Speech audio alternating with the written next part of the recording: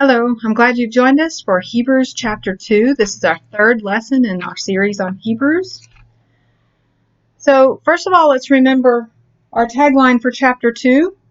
Don't forget what you knew, okay? And I want to review our little tagline for chapter 1 is no one better than the Son. And remember, better is our key word for the book of Hebrews. We've got something better as the entire theme. And remember, these themes and these tag words and these phrases came from Rob Whitaker. They're not from me. I want to give credit to him. All right, so first of all, we start off, I just want to read the first 4 verses.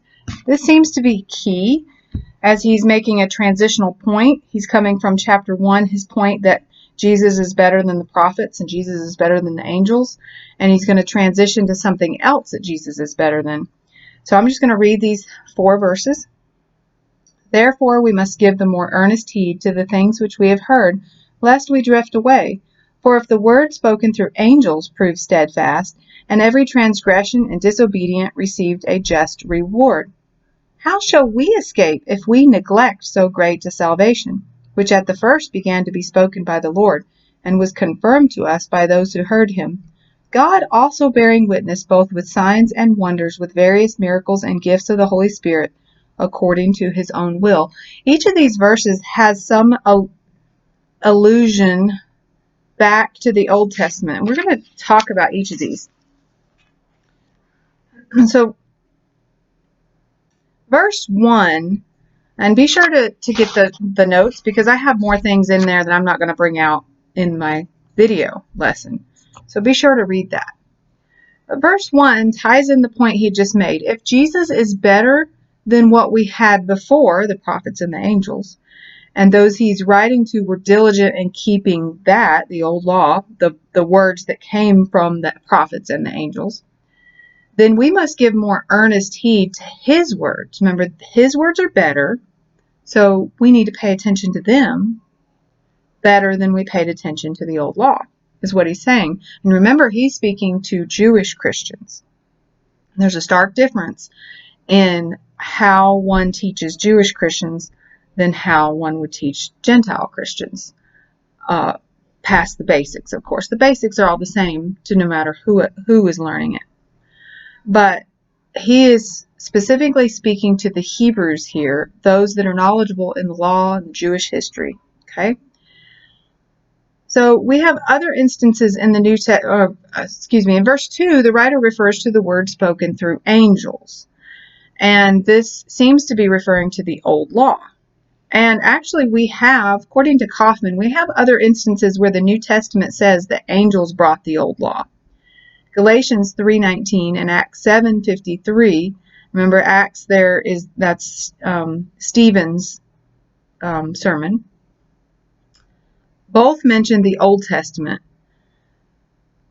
Both mention that angels brought the law, okay, referring to the law of Moses. There's reference in verse 2, again bringing the reader's mind back to the Old Testament, to the punishment due to the disobedience of the law. Remember, we have several instances where people disobeyed the old law and they were punished. We have Nadab and Abihu offering the strange fire. We have Uzzah who reached out and touched the ark. And that was, if you go back in that story, they were carrying the ark improperly. God had given special instructions on how to carry the ark, and they put it on a cart instead. And the oxen stumbled, and the cart tipped, and Uzzah was just keeping the ark from hitting the ground. So it directly goes back to their disobedience. They didn't keep the law. The law said, carry the ark this way, and they didn't do it. Okay? And as you recall, Saul offered sacrifice. He was impatient. He didn't wait on the priest to come offer the sacrifices, so he did it himself. He broke the law because priests were supposed to offer that sacrifice. And remember the phrase, God would rather, what is it? Obedience without sacrifice. I'm not recalling it correctly at the moment. So at that point, Saul was considered no longer king in God's eyes because he broke the law. And David was unable to build the temple because of what he had done. with his sin with Bathsheba. Prophets were eaten by lions for disobedience, and the Old Testament is filled with all these references of people disobeying the law, and they were punished for it. Okay. So he alludes to that there in verse 2. He's alluding to the disobedience of the law, okay, in the Old Testament. In verse 3, what wonderful words are penned, so great a salvation. The great salvation that was first spoken by the Lord in the gospel, and then picked up and continued on by the apostles, should not be neglected. It was confirmed by signs and wonders. Remember all the miracles that Jesus performed. Verse 4 reminds us of this. Again, one wonders if the writer, clearly knowledgeable in Jewish history, is making a nod to the Old Testament writing. Again, alluding back. The signs and wonders that accompanied Moses when he dropped his staff and it turned into a snake, and he touched the waters with the staff and it turned to blood. He held up his staff and the waters parted. All these signs and wonders that he did. And then there was the sin of Achan and how God led them. So they failed to take Ai, and then God led them to the person who sinned by Lot. Remember, they cast lots and they found Achan. Okay, so that was a sign. That was a wonder. I mean, just rolling dice is not going to lead you to the one that sinned, but God caused it to happen. Okay, so that was a sign. The signs that were given to Gideon, there were lots of signs. We can look throughout the whole Old Testament. The signs given to Elijah and Elisha, all these things. So these same signs and more so that came through Jesus and the apostles. Nowhere in the Old Testament do we have record of anybody recorded of being healed from blindness, and yet Jesus did that not once but twice. Signs that confirmed the words of the speakers, that the words were from God. So the writer says, don't neglect these. Don't give them up. These are important words and better words than what we had in the Old Testament. Okay. So moving on from these key verses, the writer goes back to his premise that Jesus is better. And he's going to assert that Jesus is better than the humans now. So again, he shows his knowledge of the Old Testament by quoting Psalms. And he says, this is from Psalms. What is man that you are mindful of him, or the son of man that you take care of him? You have made him a little lower than the angels. You have crowned him with glory and honor, and set him over the works of your hands. You have put all things in subjection under his feet. So originally, it looks like the psalmist is talking, he could be talking about mankind in general, as we go back to Genesis and we look at the fact that God put man over all of his creation to subdue it. Okay. But the phrase, you have crowned him with glory and honor, could be referring to David himself, that he was crowned king. So whether it's talking about humankind or a specific human, it is talking about human here. Verse 8, it goes on to say, the Hebrew writer says, for in that he put all in subjection under him, he left nothing that is not put under him. But now we do not yet see all things put under him. So even though the psalmist says all things are under him, he's saying there's one thing that was left out. Okay?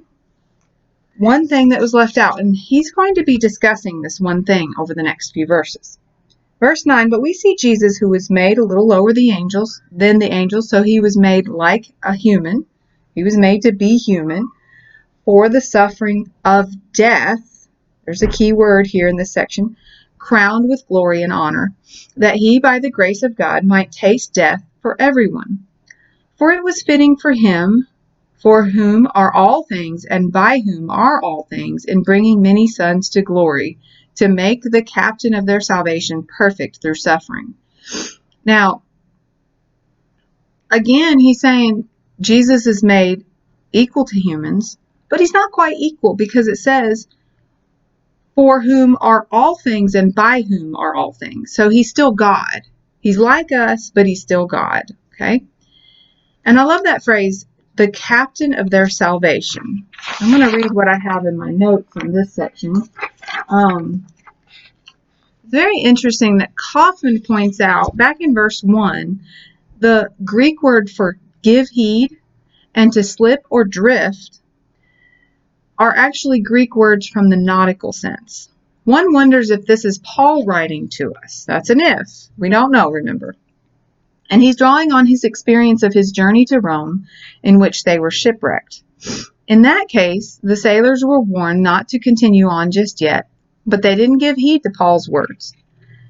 They let his words slip. And as we know, they ended up shipwrecked. Okay, so whoever the writer is, though, the warning is clear. The writer also says that this captain of their salvation was made perfect through sufferings. The suffering that he endured on the cross perfected his work. That's the work that he came to do, was to teach, to save, and then to die for us. Okay, so the rest of the chapter goes on discussing about his death. And continuing with the theme that Jesus was made human to be like us. The writer says in verse 11, for both he who sanctifies and those who are being sanctified are all one, for which reason he's not ashamed to call them brethren. Is this again alluding to the Old Testament where human high priests made sacrifices for their human brethren? Notice again that the high priests were appointed from men. Okay, it wasn't that God came down or sent an angel down to give sacrifices for them. It was a fellow human was to give sacrifices for them. But this is what Jesus did. He became human so that he might endure the same things that we do on earth. He went through the same temptations, the same struggles, the same hardships that we do. He died just as we all will, unless he returns before that, of course. Now, verse 15 should be a comfort. It says, and release those who through fear of death were all their lifetime subject to bondage. This is the bondage of sin, and he has released us from that by conquering death and giving us a way that he will conquer death for us as well. So in verses 17 and 18, the author sums up his premise that Jesus is better than the humans. Therefore, in all things, he had to be made like his brethren, that he might be a merciful and faithful high priest in things pertaining to God, to make propitiation for the sins of the people. For in that he himself has suffered being tempted, he is able to aid those who are tempted. So humans didn't have that power over death. But when Jesus came, he of course had power over death. And through him, he can give us power over death as well. So in that way, he is better than us because we don't have that power by ourselves, but he helps us have that power. So again, Jesus was made to be human, and this was part of God's plan, the plan to make propitiation for us. Our sins and transgressions did not appease God, but instead they anger him. To save us from that wrath, Jesus had to come, and he had to live as a human, offering himself as that final sacrifice. These last verses mention that Jesus is a high priest. He is, and there will be more on that later. There will be a whole chapter discussing his role as high priest for us and how that is possible. I imagine the Jewish Christians perk their ears up at the mention of him being a high priest, and their curiosity wonders how that is possible. So we'll see that in a later chapter. We'll discuss that another time. Remember that the word better appears, how many times do we say? 12 times in the book of Hebrews, but we don't find it in chapter 2. So that's it for chapter 2. Thanks for joining me.